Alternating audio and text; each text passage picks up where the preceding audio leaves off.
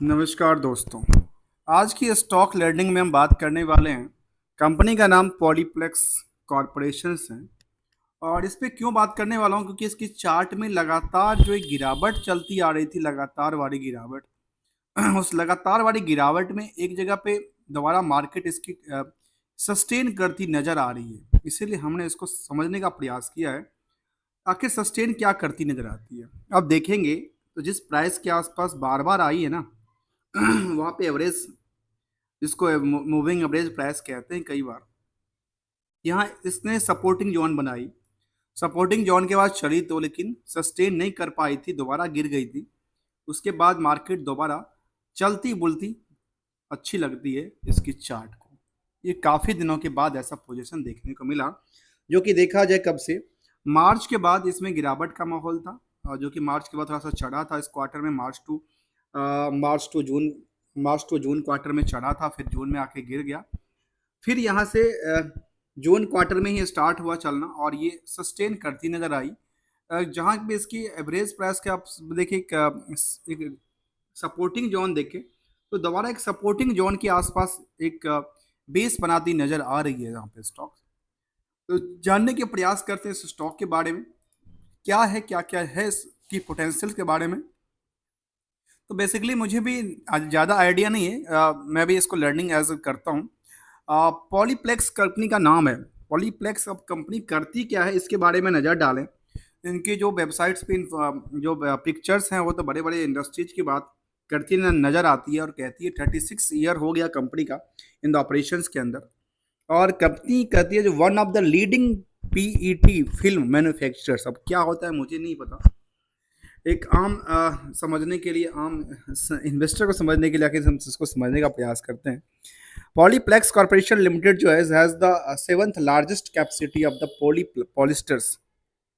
अर्थात ये कहा कि पॉलिस्टर की बात करती नजर आती है। पॉलिस्टर्स फिल्म ग्लोबली काम करती है, पॉलिस्टर पे कामकाज करती नजर आती कंपनियां। सीधा सीधा देखा जाए तो कहती है आबाद polyesters capability including the both thin and think pet film in the wide range of the thinks and the surface. तो चलिए बाकी चीज़ों को क्या देखना। ये कहती है हमारे पास जो इस प्रोडक्ट है उसमें कि पतली से पतली, मोटी से मोटी, और हम इस तरह के बनाती नजर आते हैं। जहाँ पे कहती है कि करीब 85 कंट्रीज में हमारा कारोबार चलता है। 2750 एम्प्लॉय हैं, और यूएसटी टर्नओवर की बात करते हैं 760 मिलियन की बात करती नजर आती है। ये वेबसाइट्स की डेटा कहती है, मैं कुछ नहीं कह रहा हूँ। अब इसके बाद देखने को ये मिलती है इसके वेबसाइट्स पे क्या क्या है। सरफेस है सर, सेरा क्यूट करके क्यूड है, सेरा लम्स हैं। ये कुछ प्रोडक्ट उनकी आती है जो कि किसी भी स्टॉक को समझने के लिए। और इसके बाद देखा जाए तो कंपनी जहाँ पे सबकी सब आजकल पता है मार्केट में क्या हुआ, मार्केट पोटेंशियल कहाँ पे बनती नजर आती है। देखिए इनके वेबसाइट्स पे जैसे आप आएंगे तो नजर आएगी ये कहाँ पे कामकाज करती है पता है। ये सोलर एनर्जी पे कामकाज स्टार्ट किया है, कहती है ग्रीन वेब पेट फिल्म्स, इस पे भी कामकाज करती है। इसके बाद बायो बेस्ड फिल्म्स, अर्थात जो ये जो क्या कहते हैं, जो सोलर पैनल के लिए जो बनाती है ना, जो कि यूज होता है प्लास्टिक, उसको क्या कहते हैं, टेक्सटाइल वाली चीज को, तो ये यहाँ भी कामकाज करती है। सोचिए इनकी टेक्सटाइल बिजनेस से ही इनका भी लिंक है। तो इसकी यदि मार्केट इसकी पोटेंशियल से इंडियन मार्केट तो इसके पीछे भागती नजर आती है, सबके सब दौड़ती नजर आती है। रेस चल रही है अभी यहाँ पे, सबके सब कंपनियां इसी रेस में भागती नजर आती है। तो कंपनी ने एनुअल रिटर्न की बात करती नजर आ रही है यहाँ पे। वो कहती है कि 17 मई को हमने अपडेट किया था, उसके बाद जून का डेटा जब आएगा तो एग्जैक्ट पता चलेगा। उससे पहले एक नज़र डालेंगे हम परफॉर्मेंस की तरफ, जहाँ पे परफॉर्मेंस में क्या निकल के आती है। तो निकल के ये आती है जब पिछले मैक्सिमम टाइम फ्रेम में देखा जाए तो करीब कितने परसेंट का जंप हो चुका है। करीब करीब एक मार्केट गिरने के बाद भी इस टाइम फ्रेम से देखा जाए तो करीब 2100% का ग्रो है। और यदि इसको इससे कंपेयर करें तो मुझे लगता है करीब 4200 4500 के आसपास का जंप निकल के हो सकती है। इसके बाद देखें तो पिछले 5 साल में क्या हाल चाल है, तो पिछले 5 साल में 113% का, क्योंकि मार्केट थोड़ा सा गिरा, थोड़ा सा ऊपरी सतह के बाद गिर गया था। एक साल में 18% का गिरावट है। एक टाइम फ्रेम में 6 महीने में 2% की गिरावट है, एक महीने में 27% की जंप देखने को मतलब यहाँ पे मार्केट क्या चलती नज़र आ रही है यहाँ से, क्योंकि इसकी सेम प्राइस के आसपास देखा जाए, एक जिस प्राइस पे लगातार स्टॉक आती नज़र आती है, उसका क्या आकलन करें, तो ये आकलन इस हिसाब से देखा जाए तो मार्केट थोड़ी सी चलती नज़र आती है यहाँ से। तो क्या इसका आगे पीछे क्या है स्टोरी, इसकी फंडामेंटल, उसको समझने का प्रयास करेंगे, साथ में टेक्निकल और सेंटिमेंटल बात को भी लेने का ट्राई करते हैं। दोस्तों वीडियो बड़ा हो सकता है, इसलिए अब तक आपने सब्सक्राइब नहीं किया तो प्लीज़ चैनल को सब्सक्राइब कीजिए, बेल आइकन को दबाइए, और इसी तरह के लेटेस्ट वीडियो जहां पे हम कंप्लीट स्टडी करते हैं विदाउट कोई रिकमेंडेशन, विदाउट कोई एडवाइजरी किसी स्टॉक के प्रति। तो चलिए, यहाँ पे करंट मार्केट प्राइस देखने को मिला करीब 1064 के आसपास, जिसको मैंने कर दिया कट। बेसिकली ये 3 फैक्टर से बनती है। पहला factor is the base is the fundamental. Second factor is the जो कि ये कंपनी का है। Second factor is the trending. Trending क्या कहती है, ट्रेंडिंग में बहुत कुछ आता है। और third step is the sentimental, यहाँ पे कंपनी के न्यूज़ के रिलेटेड या हो, आर्टिकल्स रिलेटेड हो, कोई पॉलिसीज रिलेटेड हो, चाहे ग्लोबल हो या फिर, क्योंकि 80 कंट्री में काज करते हैं तो उसको किसी न किसी कंट्री में कुछ इफेक्ट करता हो तो इससे हिट कर सकता है, तो उसकी चर्चा करें। यहाँ पे बुक वैल्यू काफ़ी स्ट्रांग है। इस कंपनी को यदि बुक वैल्यू से आकलन करें तो क्या निकल के आता है पता है, अंडर वैल्यूड। सीधा सीधा देखा जाए इसकी बुक वैल्यू से अंडर वैल्यूड स्टॉक है। आगे क्या कहती है इसके बारे में, जहां पे इंट्रिंसिक वैल्यू इनकी कितना है, 555 है, अर्थात इनका जो इंडस्ट्रियल की सॉरी इनका जो एसेट्स वैल्यूशन है, अंडरलाइनिंग एसेट्स वैल्यूशन, वो थोड़ा सा कम देखने को मिला, किससे, बुक वैल्यू से। अब आते हैं नेक्स्ट लेवल, जहां पे सबसे पहले नजर जाती है तो अच्छा किसी स्टॉक का पी क्या कहता है। तो दोस्तों पी कुछ नहीं होता है, पी बेसिकली एक फॉर्मूला बेसिस है। पी एक आकलन देता है जो करंट मार्केट की जो प्राइस है वो अर्निंग पर शेयर का कितना गुना अभी तक जा चुका है, क्योंकि अर्निंग पर शेयर से किसको डिवाइड करना है, करंट मार्केट प्राइस को, तो ये निकल के आ जाता है स्टॉक की पी।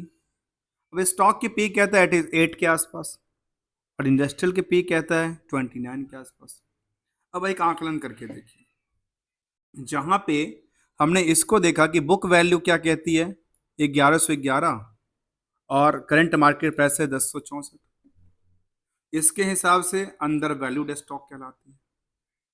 लेकिन यदि इसके हिसाब से देखें तो फिर क्या कहलाती है, नियरली 29, 3 गुने से ज्यादा का प्राइस बढ़ चुका है इसका।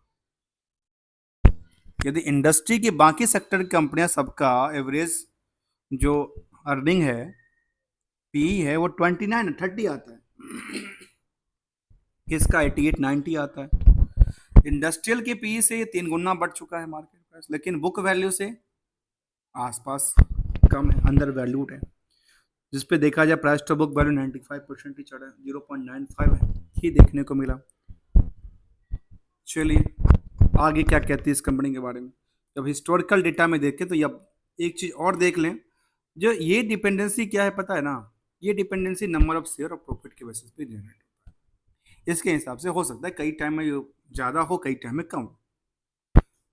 अब इसका ये देखने को मिलता है, जो नंबर ऑफ ईपीएस कितना था, 12 रुपये के आसपास, नंबर ऑफ शेयर कितना है, 3 करोड़ का, अर्थात जिस लेवल से इनका ये रहा उस हिसाब से इनका प्रॉफिट का पार्ट्स कम होगा, इसीलिए तो यहाँ पे प्रॉफिट के हिसाब से क्या हुआ, ईपीएस कम हुआ। तो ईपीएस कम होगा तो फिर जो करंट मार्केट प्राइस है उसमें हिट करता है। बेसिकली इसको इंडस्ट्रियल के पी से भी आकलन करना चाहिए कि अलग अलग सेगमेंट में इनका क्या डिपेंड है।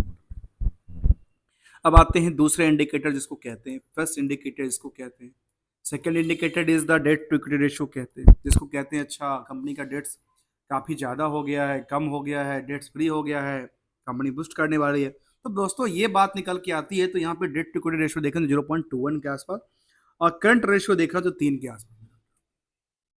एक नज़र डालते हैं कंपनी की प्रोफाइल पे, फिर हम आते हैं यहाँ पे इसके historical data. Company is engage in the manufacturing of the BOPP, brown PP and the CPP film and the use in the flexible packaging industries and in the industries uses like release, liners, tapes, labels etcetera, they have the 35 year of the experience. वहाँ कहते हैं 36, यहाँ पे information इसका गलत है, updated नहीं है। क्योंकि वेबसाइट पे मैं वेरीफाई करके दिखाता हूँ ना, वेबसाइट क्या कहती है, वेबसाइट कहती है 36 ईयर हो गया कंपनी का ऑपरेशन का, और वो कहता है ठीक है कोई बात नहीं, जो है वो है। अब आते हैं कुछ हिस्टोरिकल डेटा। आर कहती है 1.80, आर कहती है 1.08। फेस वैल्यू है 10 रुपये का। डिविडेंड का ट्रैक रिकॉर्ड था ठीक लग, डिविडेंड रील्ड निकल के आती है 2.16 के आसपास। और प्रोमोटर्स होल्डिंग कहता है 26%। प्रमोटर की, अब यहाँ पे एक चिंता की बात पता है, ये सब होने के बाद यहाँ पे बुक वैल्यू कहती है अंडर वैल्यूड है, उसके हिसाब से current market price under valued है, स्टॉक पी क्या है इसके 3 गुना से ज़्यादा है। अब यहाँ पे प्रमोटर को ऐसा क्या लग रहा है, प्रमोटर क्या यहाँ से, प्रमोटर को क्या पैसे की ज़रूरत है, इन सब के सब शेयर को उन्होंने प्लेस कर दिया। इसके डेटा बेसिस में कहता हूँ यहाँ पे जो डेटा है, यदि ये वेबसाइट सही है तो आप सही मानो, नहीं है तो फिर बहुत मानो। तो यहाँ पे 99 100% की क्या किया, प्लेस कर दिया। ये इसके लिए क्या पता है, डी है, डीमेरिट है। इतने सब होने के बाद भी यहाँ पे डीमेरिट देखने को मिलती है। अब आते हैं एक और फैक्टर को लेकर, वो है इसकी फैक्टर बैलेंस शीट और पीएल का फैक्टर। वो कहता है जो जो डेटर है वो सेल्स का कितना है, 15% है, चलेगा। नियर अबाउट द 20-25% तक मार्केट में पैसे फंसे रहते हैं लोगों को। डेटर वर्सेस प्रॉफिट कहते हैं तो करीब करीब 266% का प्रॉफिट के अगेंस्ट, जितना प्रॉफिट है उसका, ऑपरेटिंग प्रॉफिट की बात कर रहा हूँ, उसका 266% मार्केट में पैसा फंसा हुआ है। और पैसा कब आता है, 2 महीने में आता है। अब चार्ट में क्या ऐसा था यहाँ पे, जहाँ पे चार्ट में एक सस्टेन करती नजर आ रही थी हमें, वो ये था जब मार्केट जब लगातार गिरती थी, ये देखिए इस तरह से सस्टेन एक बार और किया था, ऐसा नहीं कि एक ही बार किया, सस्टेन एक बार और किया था, लेकिन ये सस्टेन टिक नहीं पाया क्योंकि ये सीधे ऐसे किया था, वीक किया था। लेकिन यहाँ पे क्या किया था, यहाँ पे सस्टेन करने के लिए थोड़ा सा टाइम लिया है कंपनी ने, एक टाइम लेने के बाद सस्टेन करती है, और सस्टेन थोड़ा लंबी कर रही है। तो यहाँ से एक्सपेक्टेशन क्या लगती है, यदि फंडामेंटली में सब कुछ ठीक है तो फिर यहाँ से भागती नजर आ सकती है, नहीं है तो गिरती नजर आ सकती है। अब आते हैं, क्योंकि डिमेरिट का क्या था, यहाँ पे प्रमोटर अपनी सारे प्लेस कर चुके हैं। अब आते हैं नेक्स्ट लेवल, नेक्स्ट क्या कहते हैं इसके बारे में, उस पर नज़र डालने का प्रयास करें। वो क्या आते हैं पीयर्स में, पीयर्स में इसके पीयर्स में सबसे पहले क्या होना होता है, आइनॉक्स इंडिया आता है, ईपीएल आता है, एसजीआई आता है, एसजीआई ग्रीन, गारवेज आती है, यू फ्लैक्स आता है, पॉलीप्लेक्स जो कि कंपनी है ही, एक और आता है निकल के। इन सब की डेटा को देखा जाए तो कहती है 29 एवरेज इन द 43 कंपनी का मीडियम्स बना करके। तो पी इसके हिसाब से देखा जाए तो क्या कहती है, ये सबसे बहुत ज़्यादा, इसके 3 गुना से ज़्यादा है, इसके हिसाब से मार्केट वैल्यूएशन बढ़ी हुई है इसका। जो सस्ता है वो देखने को ये मिलती है, जिसका प्राइस अभी भी सस्ता देखने को मिलता है, इसका प्राइस अभी भी सस्ता है, इसका price near about the same देखने को मिलता है। तो चलिए ये तो पी का आंकलन है, मतलब पी आंकलन 100% करेक्ट नहीं होता है, अलग अलग इंडिकेटर्स होते हैं जिसके आधार पर इसको किया जा सकता है, देखा जा सकता है। अब आते हैं नेक्स्ट, और नेक्स्ट कहते हैं क्वार्टरली रिजल्ट को लेकर। क्वार्टरली रिजल्ट क्या कहती है, वहाँ पे देखा गया कि यहाँ पे 1200-1300 करोड़ का था, वो करीब 1600 करोड़ पे होता है। तो कब से, 21 से लेकर 24, अर्थात 3 साल में क्या हुआ, थोड़ी सी बुलबैक हुआ। कई बार तो अच्छा खासा सेल्स बना, लेकिन यहाँ पे थोड़ा सा ऑपरेटिंग प्रॉफिट मार्जिन में क्या हुआ, जहाँ पे कंपनी कंपटीशन काफ़ी बढ़ा हुआ है, वहाँ पे जब इसके पास 3 साल पहले 20% तक की मार्जिन हुआ करता था, वहाँ पे मार्जिन में गिरावट आई और 6% पे आके अटकी है लास्ट क्वार्टर में। और इसके बेसिस पे देखें तो करीब कितना 31 करोड़ का प्रॉफिट ही बना पाया इस क्वार्टर में, जबकि कंपनी इससे पहले कितना प्रॉफिट, 305 करोड़ 311 करोड़ का प्रॉफिट बना चुका था। अर्थात प्रॉफिट साइड में क्या हुआ, लगातार एक गिरावट वाला पोजीशन देखने को मिला। और क्वार्टर ऑफ क्वार्टर गिरावट था, किसी क्वार्टर में अच्छी खासी प्रॉफिट बनी है तो कहीं पे एक लॉस हो गया। प्रॉफिट ईयरली क्या कहता है? ईयरली कहता है कि 2500 करोड़ के आसपास था तो वो कितना हो गया, 6000, मतलब 3000 मान देते हैं उसको, 3000 से तीन, मतलब 13 से लेकर के अभी तक में 11 साल में 2 टाइम्स इंक्लूड हुआ है।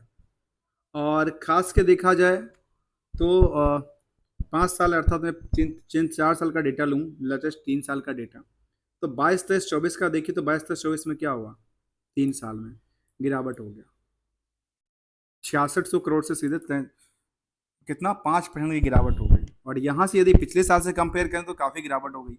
अब देखा जाए तो करीब 10% से नियर अबाउट 10% से ज़्यादा का गिरा 10-15% के आसपास गिरावट आ गई।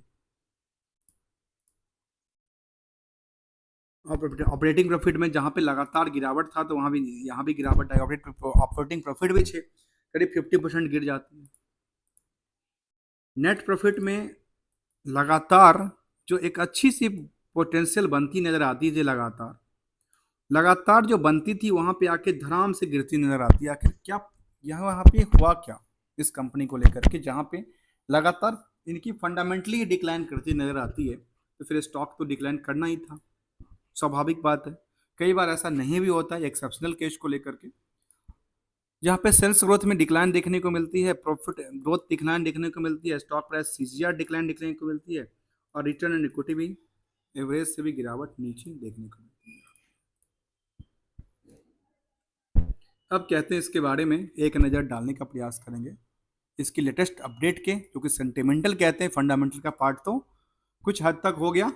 अब एक्सेप्ट द इन्वेस्टमेंट पार्ट को लेकर के एक नज़र डालने का प्रयास करते हैं सेंटिमेंटल आखिर इसके बारे में क्या कहना चाहते हैं। सेंटिमेंटल के बारे में देखा जाए तो कहती है production of the companies manufacturing of the plants of the Khatima in the districts Udham Singh Nagar Uttarakhand has been suspended.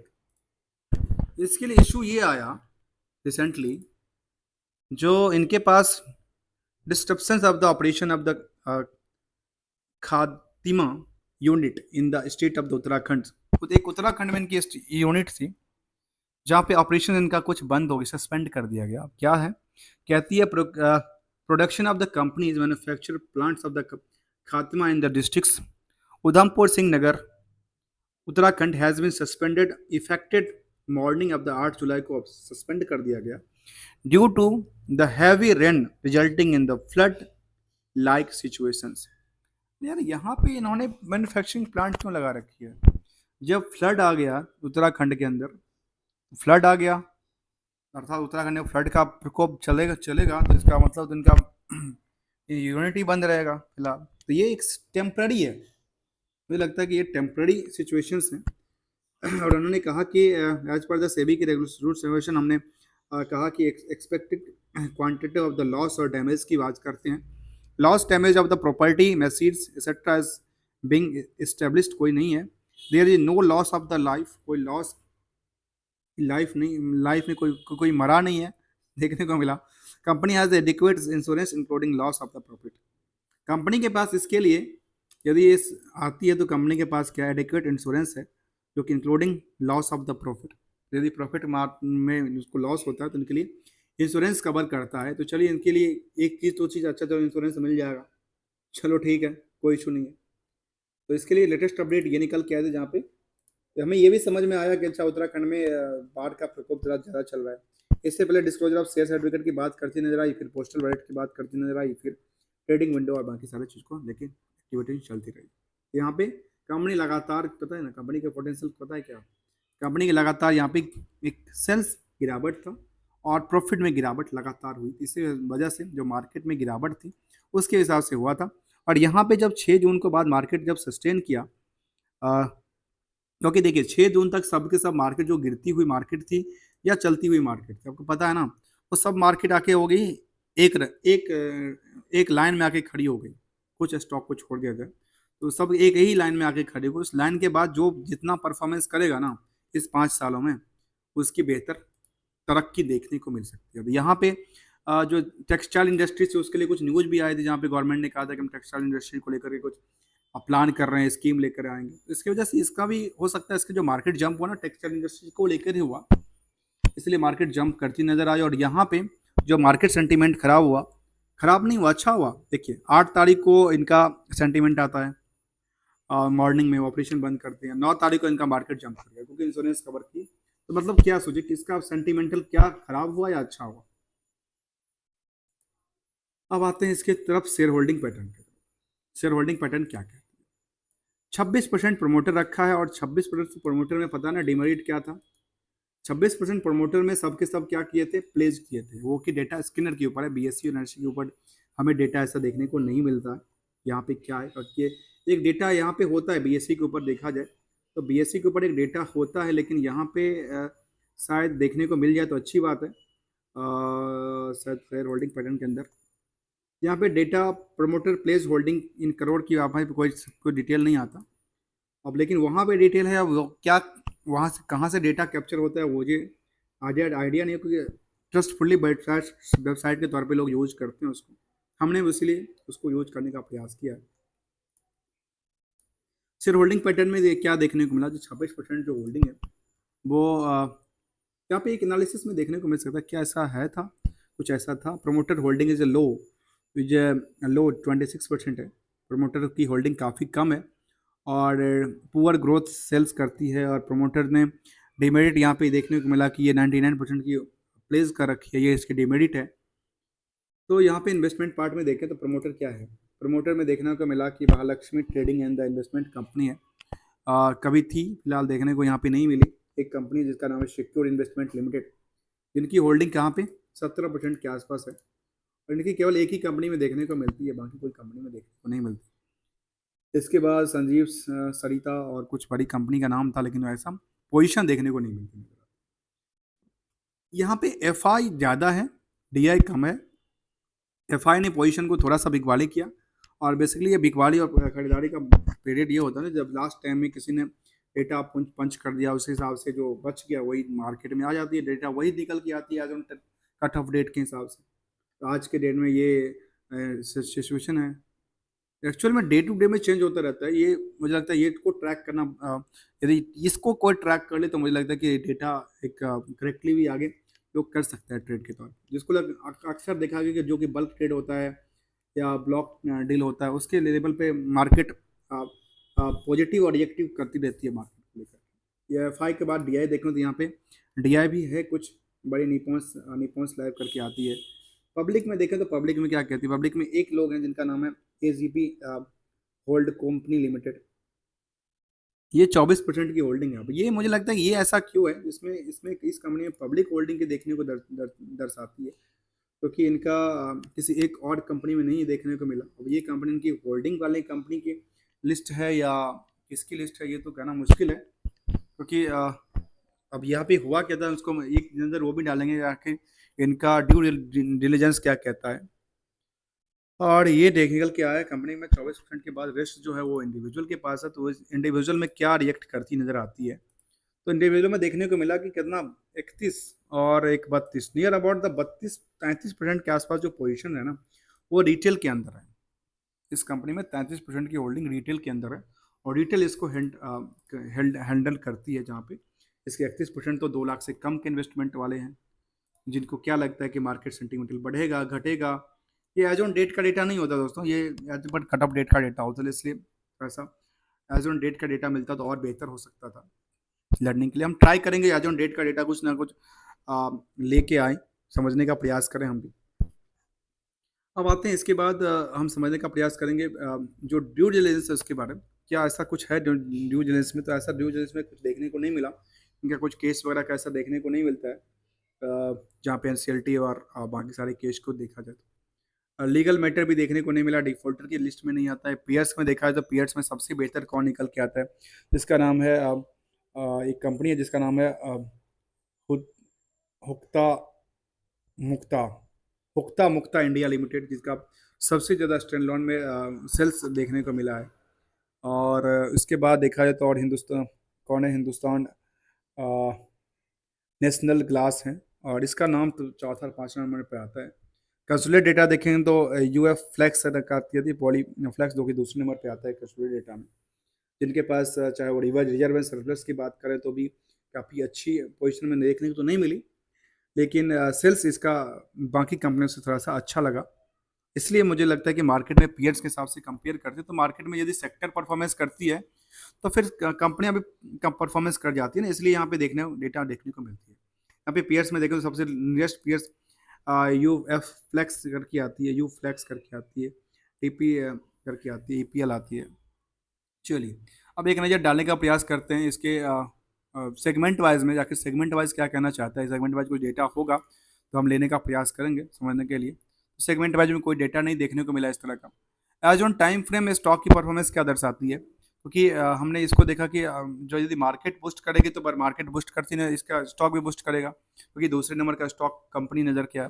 5 साल में तो अच्छा खासा जंप देखने को मिला था मैक्सिमम टाइम में, लेकिन वो उसके बाद थोड़ा सा गिरावट का माहौल देखने को मिला, जहाँ पे आप देख सकते हैं चार्ट में।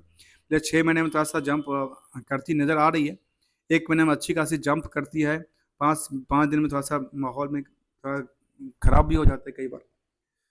तो इसका क्या आया था latest file net net buy equities worth of the 300 crore, D I net buy sales worth अब इतना, इसमें एक न्यूज आया था। अब न्यूज क्या था ये पता नहीं, अब इससे रिलेटेड है या नहीं है, क्योंकि ये कहते हैं कि 314 करोड़ का इनमें इक्विटीज बाय किया गया है एफआई के द्वारा। इसके बाद कुछ और इन्फॉर्मेशन देखा जाए तो और अलग अलग कंपनी की इन्फॉर्मेशन है। यहाँ पे हम एनुअल डेटा को देखें तो एनुअल डेटा में क्या लग रही है, कंपनी लगातार जो इसका वाई वाई से सब गिरता नज़र आता है। इसका इनकम सेगमेंट के हिसाब से देखा जाए तो रिवेन्यू भी गिरता जाता है, और इनका प्रॉफिट ईबिटा की तरफ देखें तो ईबिटा भी करीब 53% से ज़्यादा गिर गया। इसके लिए चिंता की बात है।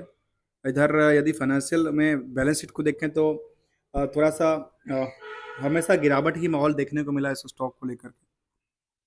दोस्तों वीडियो अच्छा लगा तो लाइक शेयर सब्सक्राइब करना ना भूलना। अभी हम एक एवरेज प्राइस के आसपास देने का प्रयास करेंगे, आखिर 6 महीने का एवरेज प्राइस क्या कह रहा है, उससे आगे निकल चुका है मार्केट। और यदि मार्केट में अदर कंपनी सेगमेंट में कामकाज करती है तो इसका भी सेगमेंट में कामकाज हो सकता है आगे। ये सेकंड नंबर का कंपनी देखने को मिला है किसके हिसाब से, एनएससी के डेटा के हिसाब से, जो इस सेक्टर के हिसाब से ये कामकाज करती है। Thank you so much for दोस्तों। फिलहाल यहाँ पे ब्रेकआउट्स बनती नजर आती है, यहाँ पे हो सकता है थोड़ा सा। दोस्तों कोई रिकमेंडेशन नहीं है किसी स्टॉक को खरीदने बेचने को लेकर के, इसलिए कम्प्लीटली लर्निंग, इसलिए मैंने कोई भी आपको गाइड नहीं किया, कोई एडवाइजरी नहीं दिया, कोई भी आपको कमेंट नहीं किया किसी स्टॉक को खरीदने बेचने होल्ड करने को लेकर के। Completely learning. Thank you so much for दोस्तों।